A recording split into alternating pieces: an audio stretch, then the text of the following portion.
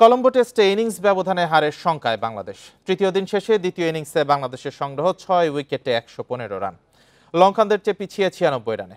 বাংলাদেশের হতাশার দিনে একমাত্র কীর্তি তাইজুলের ৫ উইকেট শিকার। ২ উইকেটে ২৯০ রান নিয়ে তৃতীয় দিন শুরু শ্রীলঙ্কার। তাইজুলের জোড়া আঘাত, সেঞ্চুরিয়ান পাথুম নিশাঙ্কার পর এক অঙ্কে ফেরেন অধিনায়ক ধনঞ্জয় ডি সিলভা।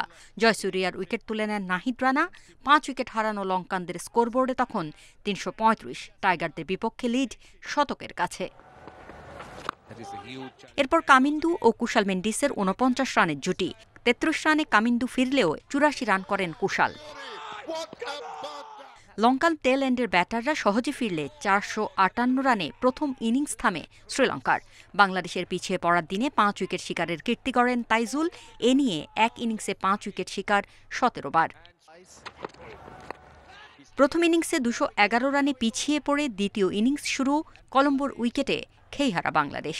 দলীয় ৬৩ রানের সাজঘরে টপ অর্ডারের ৩ ব্যাটার বিজয় সাদমান ও মুমিনুল। গলের অভিজ্ঞতায় শান্ত মুশফিকের ব্যাটে আস্থা খোঁজা। প্রথম ইনিংসের মতো এই ইনিংসেও ব্যর্থ অধিনায়ক। ১৯ রানেই আটকেছেন এলবিডব্লিউর ফাঁদে। নিশাঙ্কা, চান্দিমাল, কুশাল মেন্ডিসদের ইনিংস বড় করা উইকেটে থিতু হতে পারেননি গলের সেঞ্চুরিয়ান মুশফিক। বোল্ড হয়েছেন ২৬ রানে। দিনের শেষ উইকেট তুলে নিয়েছেন থারিন্দু রত্নায়েকে।